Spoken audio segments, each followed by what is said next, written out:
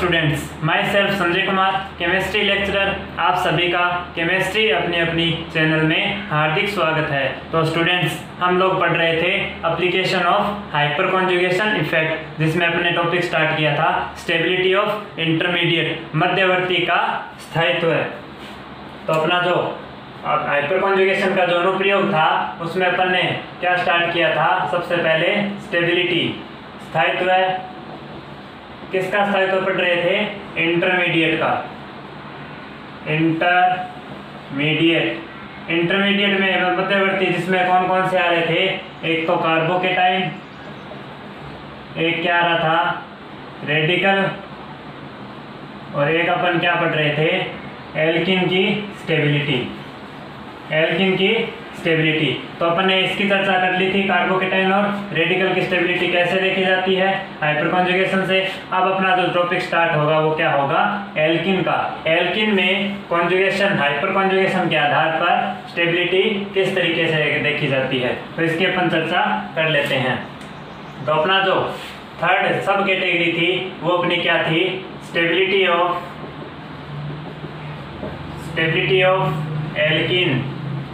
Alkene का स्थायित्व है। अपने इसकी चर्चा करते हैं। हाइपर कॉन्जुगेशन को अपन काम में लेके इसकी स्टेबिलिटी को कैसे देखेंगे।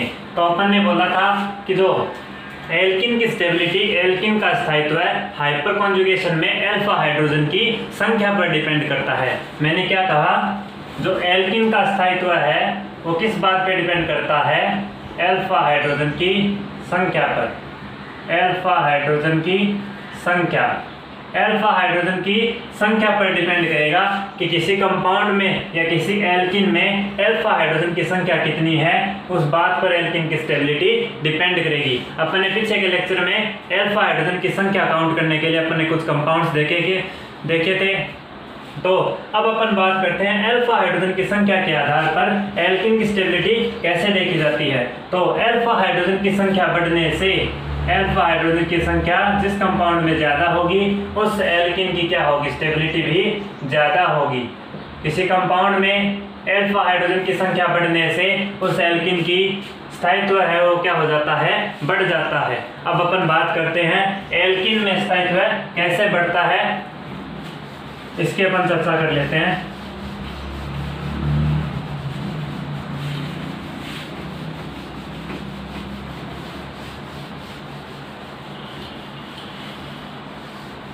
तो अपन बात कर रहे हैं एल्किन की स्टेबिलिटी की। एल्किन स्टेबिलिटी का मतलब क्या हुआ?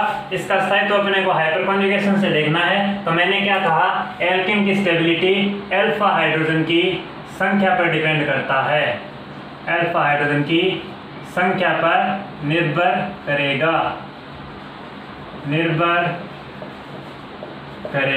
अल्फा हाइड्रोजन की संख्या पर निर्भर करेगा। इसका बेसिकली मीनिंग क्या है? अगर सबसे पहले अगर मैं बात करूं एल्किन कितने टाइप की होती है तो उसकी मैं चर्चा कर लेता हूं। एल्किन 3 तरीके की होती है। सबसे पहले जो एल्किन आती है वो होती है संयुग्मी एल्किन। दूसरी एल्किन होती है असंयुग्मी एल्किन। एक होती है कॉम्युलिन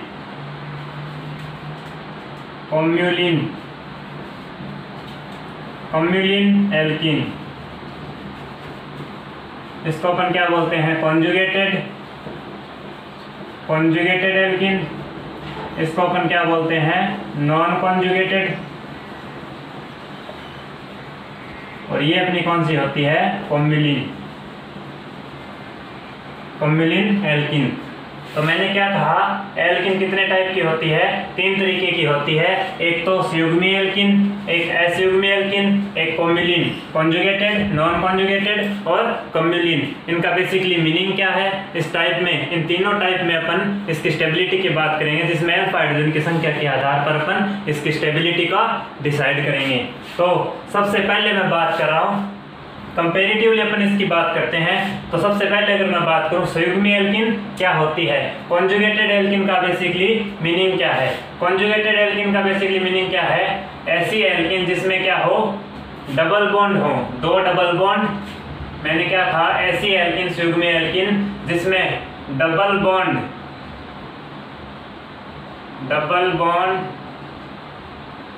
एक सिंगल बॉन्ड के द्वारा, एक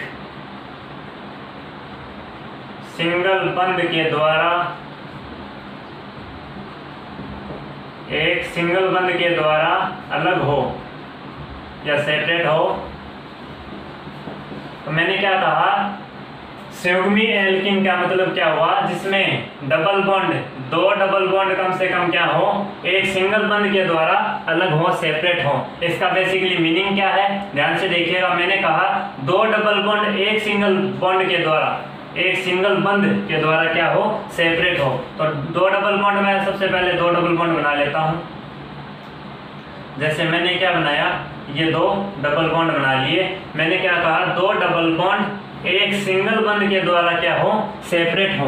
सिंगल बॉन्ड का मतलब क्या हुआ, एक सिंगल बॉन्ड, ये सिंगल बॉन्ड हो गया।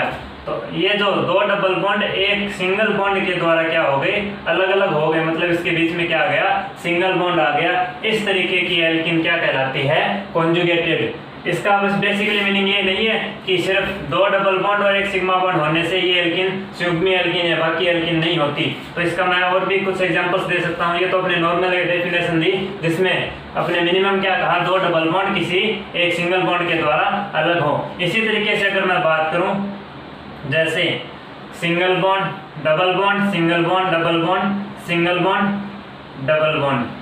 इसी तरीके से अगर मैं बात करूं, अपन डबल बॉन्ड की संख्या अगर धीरे धीरे बढ़ाते जाएं, तो अगर डबल बॉन्ड की संख्या क्या हो, दो से ज्यादा हो, तो इस सिंगल बॉन्ड की संख्या भी यहाँ पे क्या होगी, एक से ज्यादा होगी। तो मेरा बेसिकली मीनिंग इसका क्या है, कॉन्जुगेट का मतलब, कॉन्जुगेट का मतलब क्या है, पहले क्या हो, इसका अल्टरनेट हो। अल्टरनेट का मतलब double bond, single bond, double bond, single bond, double bond. ये अल्टरनेट जो ऑर्डर है, ये क्या कहलाती है, संयुग्मी एल्किन या कॉन्जुगेटेड एल्किन। तो मैंने बताया इसमें जो कॉन्जुगेटेड एल्किन का क्या हो, जिसमें डबल और सिंगल बॉन्ड क्या हो, अल्टरनेट हो, उसको क्या बोलते हैं, कॉन्जुगेट एल्किन। अब अपन बात करते हैं असंयुग्मी एल्किन।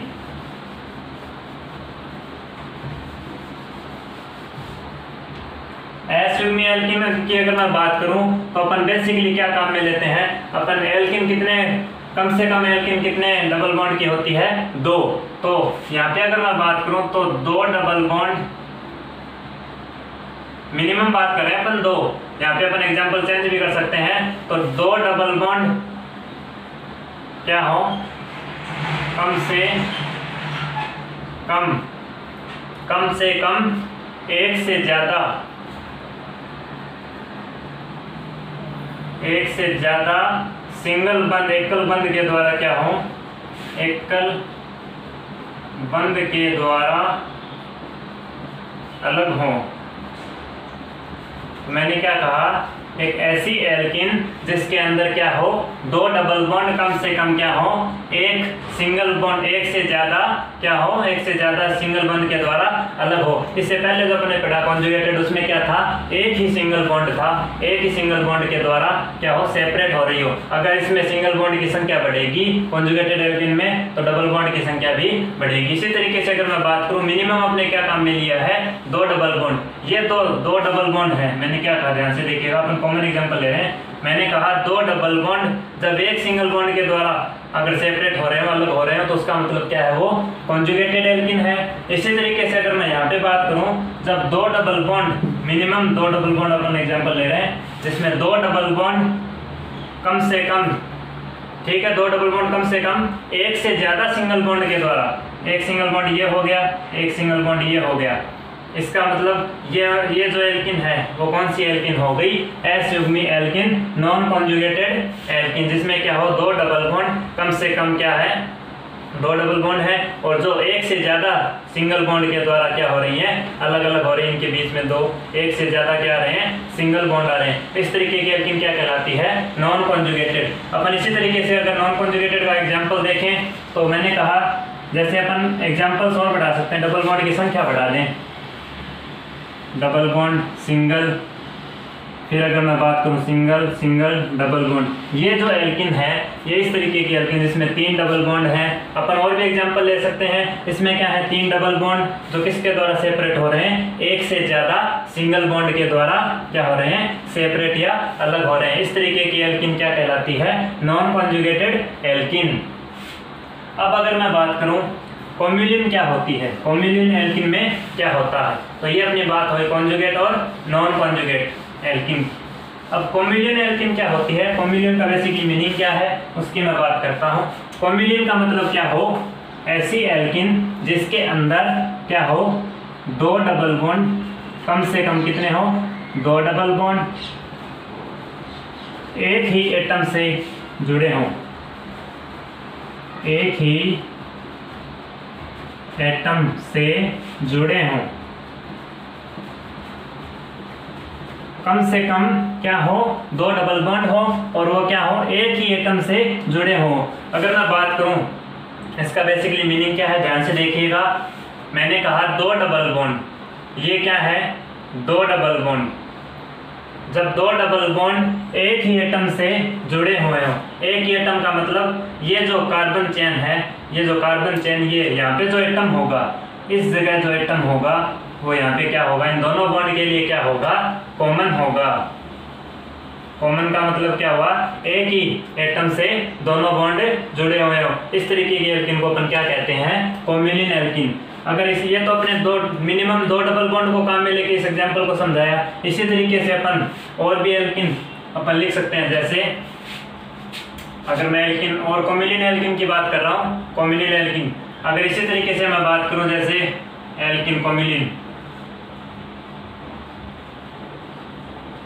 ये भी क्या है कॉम्युलिन एल्किन है, जो किसी के द्वारा सेपरेट नहीं हो रही। ये क्या है, यहाँ पे जो कार्बन है, यहाँ पे जो कार्बन है, इस जगह जो कार्बन है, यहाँ पे भी क्या है कार्बन है, यहाँ पे भी क्या है कार्बन, यहाँ पे भी क्या होगा कार्बन, यहाँ पे भी क्या होगा कार्बन। मैंने कहा 2 डबल बॉन्ड जब क्या हो, दोनों के लिए क्या हो, एक कॉमन एटम हो, दोनों क्या हो एक कॉमन एटम से जुड़ी हो। इसी तरीके से यहाँ पे 2 डबल बॉन्ड एक कॉमन एटम से जुड़ रही है, यहाँ पे भी 2 डबल बॉन्ड एक कॉमन एटम से। कॉमन एटम का मतलब क्या हुआ, यहाँ पे ये कार्बन हो गया, इसका मतलब क्या हुआ, ये क्या कहलाती है एल्किन, कौन सी है, जिसमें डबल बॉन्ड क्या हो, अल्टरनेट नहीं हो, कंटिन्यू हो, उसको क्या बोलते हैं, कॉम्युलिन एल्किन। तो ये अपनी बेसिकली डेफिनेशन हो गई कि कॉन्जुगेट, नॉन कॉन्जुगेट और कॉम्युलिन एल्किन क्या होती हैं। इसके भी अपने डेफिनेशन पढ़ लिए, एग्जाम्पल भी देख लिए। अब अपन बात करते हैं, अपनी बात चल रही थी स्टेबिलिटी ऑफ एल्किन, एल्किन की स्टेबिलिटी की।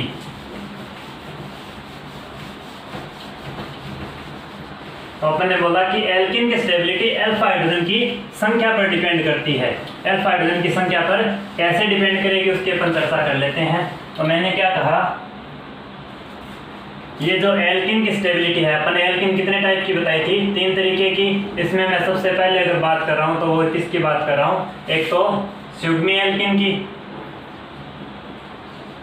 संयुग्मी का मतलब क्या हुआ, कॉन्जुगेट एल्किन, कॉन्जुगेट एल्किन। और एक किसकी बात कर रहा हूँ अभी, असंयुग्मी एल्किन की, असंयुग्मी एल्किन। एक तो संयुग्मी एल्किन, एक असंयुग्मी एल्किन, जिसमें नॉन कॉन्जुगेट एल्किन। इसमें अगर मैं डेफिनेशन की बात करूं तो अपने क्या कहा, किसी एल्किन की स्टेबिलिटी अल्फा हाइड्रोजन की संख्या पर निर्भर करेगा। तो मैं क्या कह सकता हूं इस कंपाउंड में, यहाँ पे अगर किसी कॉन्जुगेट एल्किन में, किसी संयुग्मी एल्किन में अल्फा हाइड्रोजन की संख्या, अल्फा हाइड्रोजन की संख्या ज्यादा होगी तो क्या होगा, उस एल्किन की स्टेबिलिटी भी क्या होगी, ज्यादा होगी, स्टेबिलिटी भी क्या होगी, ज्यादा होगी। तो मैंने क्या कहा, किसी भी एल्किन में, ये जो कॉन्जुगेट एल्किन है, तो इस एल्किन में अल्फा हाइड्रोजन की संख्या ज्यादा होगी तो उसकी स्टेबिलिटी भी ज्यादा होगी। अब मैं बात कर रहा हूँ नॉन कॉन्जुगेट असंयुग्मी एल्किन में। अगर इसी तरीके से मैं यहाँ पे बात करूं कि अल्फा हाइड्रोजन की संख्या बढ़ने से एल्किन चाहे कोई भी हो, जिसमें क्या हो, अल्फा हाइड्रोजन की संख्या अगर ज़्यादा है तो उसकी स्टेबिलिटी भी क्या होगी, ज़्यादा होगी। अल्फा हाइड्रोजन की संख्या अगर क्या है ज़्यादा है तो क्या होगा रिलेटिव, उससे क्या होगा स्टेबिलिटी भी क्या होगी ज़्यादा होगी। ये अपने को बेसिकली अपने को डेफिनेशन इसकी याद करनी है कि अल्फा हाइड्रोजन की संख्या के आधार पर एल्कीन की स्टेबिलिटी बताई जाती है। अब बात आती है अगर ऐसा कंपाउंड मिल जाए जिसके अंदर अपने को क्या दे दे, अल्फा हाइड्रोजन की संख्या सेम दे दे। अल्फा हाइड्रोजन की संख्या सेम देने का बेसिकली मीनिंग क्या है, अगर एस युग्मी एल्कीन जिसमें क्या हो नॉन कॉन्जुगेट एल्कीन जिसमें क्या हो अल्फा हाइड्रोजन की संख्या सेम दे दे, ऐसे कंपाउंड मिल जाते हैं जिसमें अल्फा हाइड्रोजन की संख्या अपने को सेम मिल जाती है। अगर सेम नहीं मिलती तो अपने बेसिकली क्या बताते हैं, जिसमें अल्फा हाइड्रोजन की संख्या ज़्यादा है उसकी अपन स्टेबिलिटी ज़्यादा बताते हैं। अगर बाई चांस किसी कंपाउंड में अल्फा हाइड्रोजन की संख्या सेम आ जाती है तो क्या होगा, स्टेबिलिटी कैसे देखेंगे उसकी मैं बात कर रहा हूँ। ये अपनी बात हुई अल्फा हाइड्रोजन की संख्या जब डिफरेंट हो जिसमें ज़्यादा होगी स्टेबिलिटी ज़्यादा होगी। अगर मैं यहाँ पे कंडीशन लगा दूँ, अगर अल्फा हाइड्रोजन की संख्या क्या हो, सेम हो, सेम का मतलब क्या हो समान, ऐसा कंपाउंड जिसमें ऐसी एल्किन जो क्या हो नॉन कॉन्जुगेटेड और उसमें क्या हो अल्फा हाइड्रोजन की संख्या सेम हो, तो इसकी स्टेबिलिटी की अपन स्थायित्व की बातें कैसे करेंगे उसकी मैं चर्चा कर रहा हूँ। अगर मैंने क्या कहा, अगर अल्फा हाइड्रोजन की संख्या सेम हो तो किसी एल्किन की स्टेबिलिटी कैसे देखेंगे, तो इसमें एक बात बोली जाती है कि जो असममित एल्किन है, असममित एल्किन, असममित एल्किन का स्थायित्व किससे ज्यादा होगा, सममित एल्किन से। सममित एल्किन मैंने क्या कहा, जो अनसिमेट्रिकल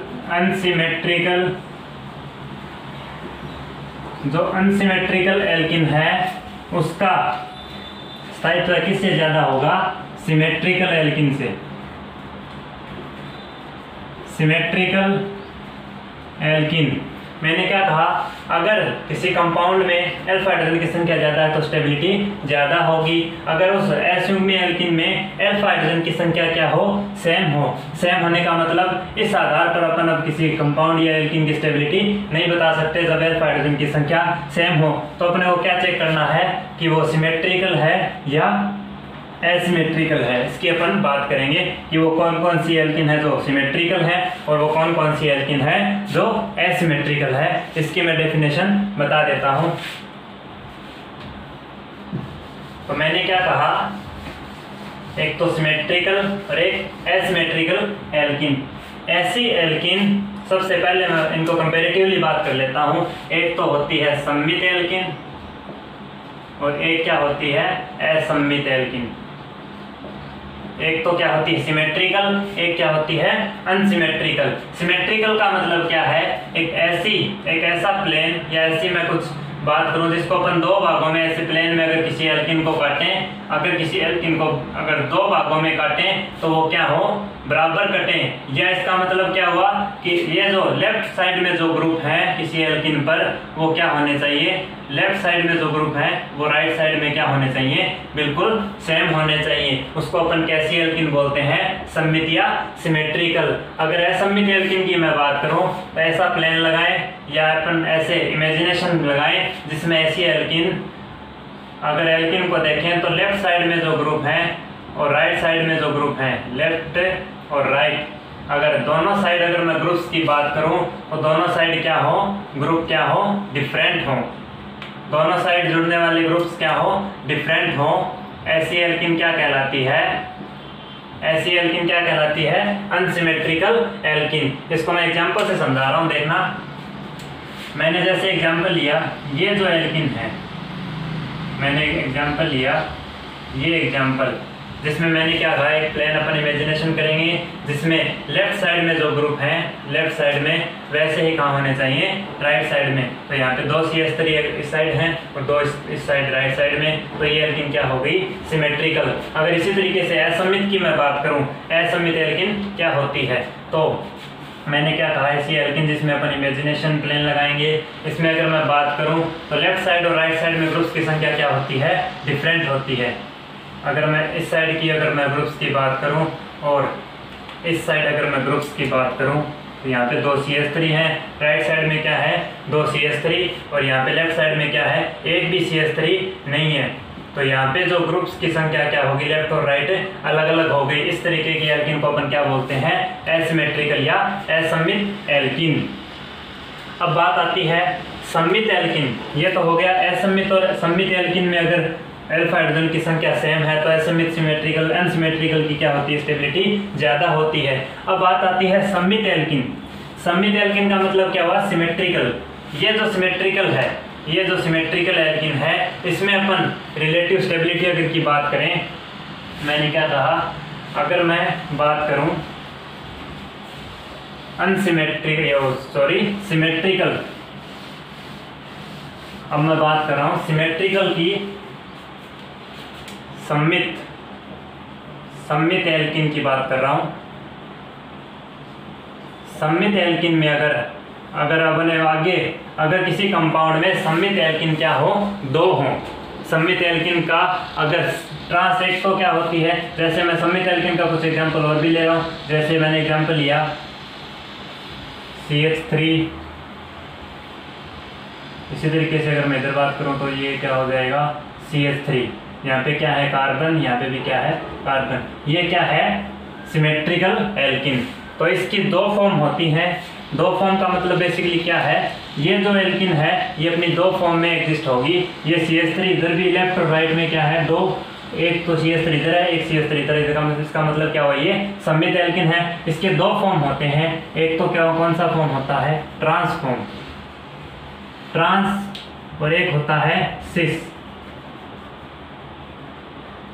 सिस और ट्रांस।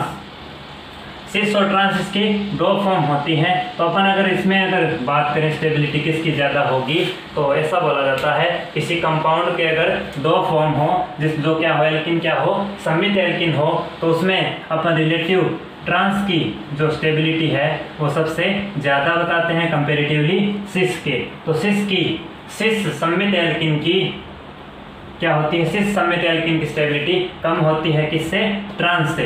ये अपने को ध्यान में रखना है। तो अपन ने क्या पढ़ा एल्किन कितने तरीके की होती है, उसमें कंपेरेटिवली स्टेबिलिटी कैसे देखी जाती है उसकी अपन चर्चा कर ली। अब अपन इसी तरीके से अल्फा हाइड्रोजन की संख्या के आधार पर सबसे पहले अपन ये जो अपना ऑर्डर था इस फ्लो में अपन क्या देखेंगे एग्जाम्पल देखेंगे, उससे अपने को ये चीज़ें और क्लियर हो जाएगी। तो अपन से एग्जाम्पल स्टार्ट कर रहा हूँ, ध्यान से देखिएगा।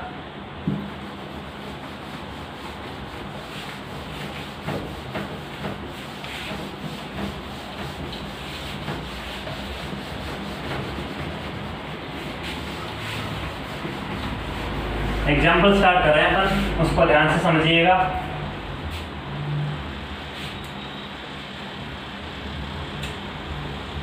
जैसे कोई एग्जाम्पल लिया मैंने,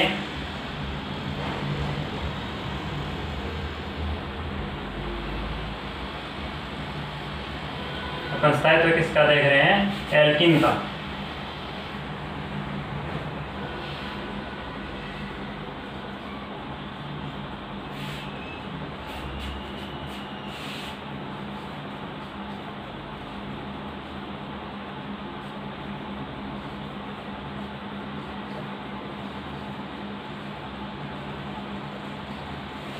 ये अपने को कंपाउंड दे दे, इसमें क्या पूछ ले स्टेबिलिटी बताओ, स्टेबिलिटी क्या होगी, किसकी स्टेबिलिटी ज़्यादा है और किसकी स्टेबिलिटी कम है। तो सबसे पहले अगर मैं बात करूं, मैंने क्या कहा सबसे पहले अपन कंपाउंड की आइडेंटिफिकेशन करेंगे कि किस में स्टेबिलिटी पूछ रहा है। तो ये जो डबल बॉन्ड है, ये डबल बॉन्ड, ये डबल बॉन्ड, ये भी डबल बॉन्ड, ये डबल बॉन्ड, इसका मतलब क्या हुआ स्टेबिलिटी किसकी बात कर रहा है एल्किन की। किसकी बात कर रहा है एल्किन की स्टेबिलिटी अपने को पूछ रहा है। मैंने क्या कहा था एल्किन की स्टेबिलिटी किस बात पे डिपेंड करती है अल्फा हाइड्रोजन की संख्या पर। सबसे पहले अपन क्या चेक करेंगे अल्फा हाइड्रोजन की संख्या। अब बात आती है अल्फा हाइड्रोजन की संख्या अगर ज़्यादा है किसी एल्किन में तो उस एल्किन की स्टेबिलिटी भी क्या होगी ज़्यादा होगी। तो अपन ने अल्फा हाइड्रोजन की संख्या किसी कंपाउंड में अपन काउंट करना सीख गए थे, अब उसकी बात कर लेते हैं। ये जो एल्किन कंपाउंड है ये क्या देगा, हाइपर कॉन्जुगेशन। ये एल्किन कंपाउंड अल्फा कार्बन पर उपस्थित अल्फा हाइड्रोजन की वजह से क्या देगा, अतिसयुग्मन प्रभाव या हाइपर कॉन्जुगेशन। इस एल्किन का अल्फा कार्बन कौन सा है, ये अल्फा कार्बन, ये अल्फा कार्बन। तो इससे जुड़े हाइड्रोजन अल्फा हाइड्रोजन। तो अल्फा हाइड्रोजन की संख्या कितनी हुई, यहाँ पे 2 हाइड्रोजन है, यहाँ पे भी 2 हाइड्रोजन है, तो यहाँ पे अल्फा हाइड्रोजन की संख्या कितनी है, 4। इसी तरीके से इस एल्किन में यहाँ पे जो कार्बन है अल्फा कार्बन, ये अल्फा कार्बन, यहाँ पे हाइड्रोजन की संख्या 1 है, यहाँ पे भी 1 है, तो अल्फा हाइड्रोजन की संख्या कितनी होगी, 2। इसी तरीके से इस एल्किन में बात करूँ अल्फा हाइड्रोजन की संख्या काउंट करेंगे तो इस एल्किन के पास वाला कार्बन क्या होगा, अल्फा कार्बन, ये भी अल्फा, ये भी अल्फा। हाइड्रोजन की संख्या, हाइड्रोजन की संख्या कितनी होगी, यहाँ पे 2, यहाँ पे 2, यहाँ पे 3, 3 2 5 और 2 7। इसी तरीके से इस कंपाउंड की अगर मैं बात करूँ अल्फा हाइड्रोजन की संख्या कितनी होगी, तो अल्फा हाइड्रोजन, ये अल्फा हाइड्रोजन, अल्फा अल्फा, यहाँ पे कितने अल्फा हैं, 4 अल्फा कार्बन है, इससे जुड़े हाइड्रोजन 2, 3 2 5, 2 7 और 3 10 अल्फा हाइड्रोजन। इसी तरीके से इस एल्किन की अगर मैं बात करूं तो यहाँ पे अल्फा कार्बन, एक ये हो गया, एक ये हो गया और एक ये हो गया, तो अल्फा हाइड्रोजन कितने हैं, 2 अल्फा हाइड्रोजन, 2 4 और 2 6 अल्फा हाइड्रोजन। और इस तरीके से सबसे पहले अपन क्या चेक करेंगे, अल्फा हाइड्रोजन की संख्या। अल्फा हाइड्रोजन की संख्या सभी में क्या है, डिफरेंट है, किसी में सेम नहीं है। इसका मतलब क्या हुआ, एल्किन की स्टेबिलिटी अपने को अल्फा हाइड्रोजन के आधार पर ही देनी है। तो अल्फा हाइड्रोजन के आधार पर अगर मैं बात करूं सबसे ज़्यादा अगर स्टेबल कंपाउंड है तो वो कौन सा होगा, अल्फा हाइड्रोजन की संख्या 10 सबसे ज़्यादा है, तो 1 2 3 4 फोर्थ कंपाउंड की स्टेबिलिटी क्या होगी, सबसे ज़्यादा होगी। उसके बाद अगर मैं बात करूं तो 7 नंबर, फिर क्या है, अल्फा हाइड्रोजन की संख्या 7, तो थर्ड कंपाउंड। उसके बाद अगर मैं बात करूं तो इसमें अल्फा हाइड्रोजन की संख्या 6 है, तो फिर 5th नंबर। उसके बाद अगर मैं बात करूं तो फर्स्ट कंपाउंड में, उसके बाद अगर मैं बात करूं तो सेकेंड कंपाउंड की स्टेबिलिटी सबसे कम है। तो एल्किन की स्टेबिलिटी इस तरीके से अल्फा हाइड्रोजन की संख्या के आधार पर दी जाती है, जिसमें अल्फा हाइड्रोजन की संख्या काउंट कर अपन कंपेरेटिवली बता सकते हैं कौन सी एल्किन स्टेबल है और कौन सी अनस्टेबल है। इसी तरीके से मैं एग्जांपल और ले रहा हूँ, उसको ध्यान से समझिएगा।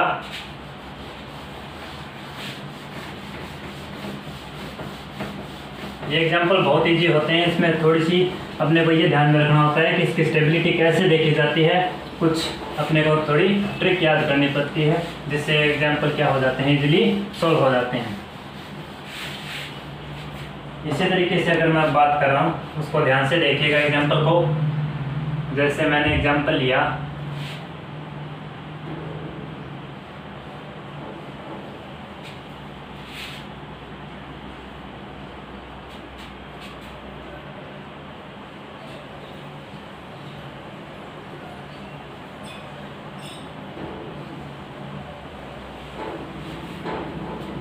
अपने को ये एग्जांपल देते जिसमें क्या पूछ ले, स्टेबिलिटी का ऑर्डर बताओ, स्टेबिलिटी किसकी ज़्यादा है और किसकी कम है। तो अपने को सबसे पहले क्या चेक करना है, किसमें पूछ रहा है स्टेबिलिटी, एल्किन में डबल बॉन्ड दिख रहा है, तो एल्किन किसकी बात कर रहा है स्टेबिलिटी की, एल्किन की। एल्किन की स्टेबिलिटी अपने को पूछ रहा है। एल्किन की स्टेबिलिटी कैसे बताई जाती है, मैंने क्या कहा, सबसे पहले क्या चेक करेंगे, अल्फा हाइड्रोजन की संख्या।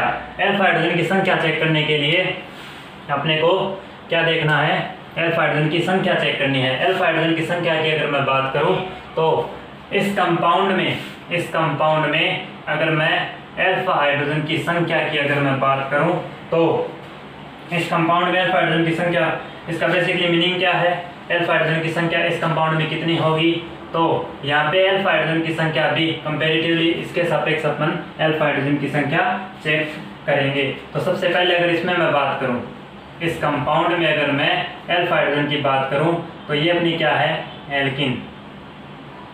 अल्फा हाइड्रोजन, इसमें ये जो कार्बन है क्या होगा, अल्फा कार्बन। अल्फा कार्बन, इस अल्फा कार्बन पर जुड़े अल्फा हाइड्रोजन की संख्या कितनी होगी, alpha hydrogen, alpha carbon alpha hydrogen पर कितने होंगे, अल्फा हाइड्रोजन यहाँ पे 3। इसकी अगर मैं बात करूं तो ये एल्किन है, इसमें अल्फा हाइड्रोजन की संख्या की बात करूं, ये अल्फा कार्बन, ये अल्फा कार्बन, अल्फा हाइड्रोजन कितने हैं, 6। इसमें अगर मैं कंपैरेटिवली बात करूँ, ये जो एल्किन है, इस एल्किन में अल्फा हाइड्रोजन की संख्या कितनी है, ये अल्फा हाइड्रोजन कितने हो गए, 12, 3 3 6 3 9 और 3 12 अल्फा हाइड्रोजन इसमें हो गए। अब बात आती है इस एल्किन की।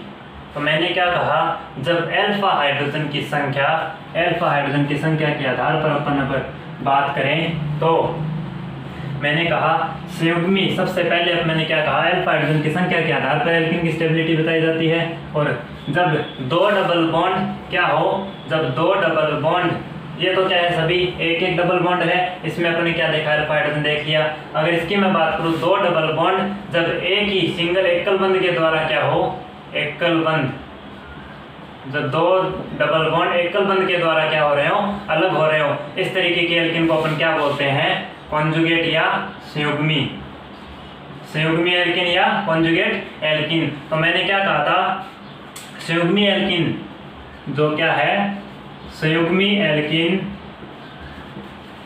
एल्किन का स्थायित्व किससे ज्यादा होता है, असंयुग्मी एल्किन से। तो संयुग्मी एल्किन का स्थायित्व किससे ज्यादा होता है, असंयुग्मी एल्किन। ऐसे अपन कंपैरेटिवली इसकी भी बात कर लेते हैं। तो संयुग्मी एल्किन और अल्फा हाइड्रोजन की संख्या के आधार पर अपने इस कंपाउंड में स्टेबिलिटी चेक करनी है। तो ये तीनों जो कंपाउंड है, इन तीनों कंपाउंड में सिंगल बॉन्ड है। सिंगल बॉन्ड का मतलब क्या हुआ, डबल बॉन्ड क्या है, एक ही है, सिंगल है, मतलब क्या हुआ, डबल बॉन्ड की संख्या यहाँ पे एक है।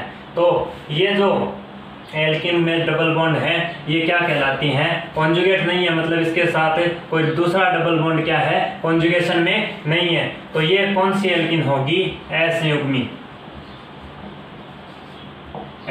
एल्किन है, जिसमें कोई डबल बॉन्ड इसके साथ कॉन्जुगेशन में नहीं है। अगर इसकी मैं कंपैरेटिवली बात करूँ, ये डबल बॉन्ड और ये डबल बॉन्ड एक दूसरे के क्या है, कॉन्जुगेशन में है, जो एकल बंध के द्वारा क्या हो रहे हैं, अलग हो रहे हैं। तो इसका मतलब क्या है, ये कॉन्जुगेटेड एल्किन है, जिसमें क्या है, कॉन्जुगेशन है।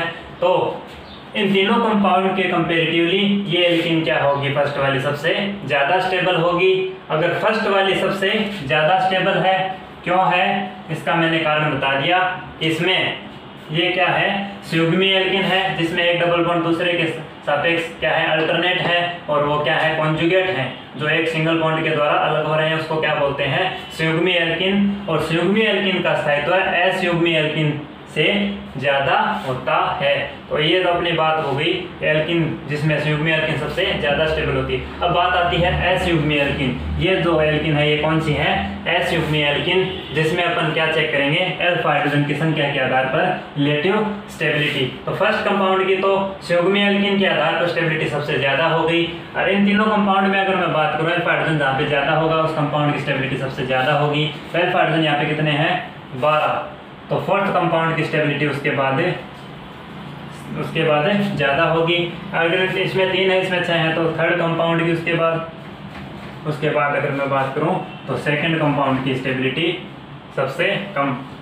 तो इस तरीके से एग्जांपल्स जो एल्किन की स्टेबिलिटी अल्फा हाइड्रोजन, और सबसे पहले इसको अपन ये भी चेक करना है कि एल्किन जो दी गई है वो संयुग्मी है या असंयुग्मी। उसके आधार पर अल्फा हाइड्रोजन की संख्या काउंट कर अपन उसका ऑर्डर डिसाइड कर सकते हैं। इस तरीके से क्वेश्चन सोल्व किए जाते हैं। तो अपन नेक्स्ट लेक्चर में इसी तरीके से कुछ एग्जांपल्स और देखेंगे, जिसमें एल्किन के कंपेरेटिवली अल्फा हाइड्रोजन की संख्या के आधार पर अपन उसकी स्टेबिलिटी बताएंगे।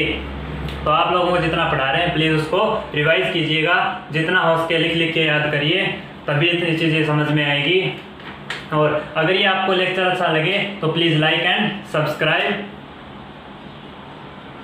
Thank you.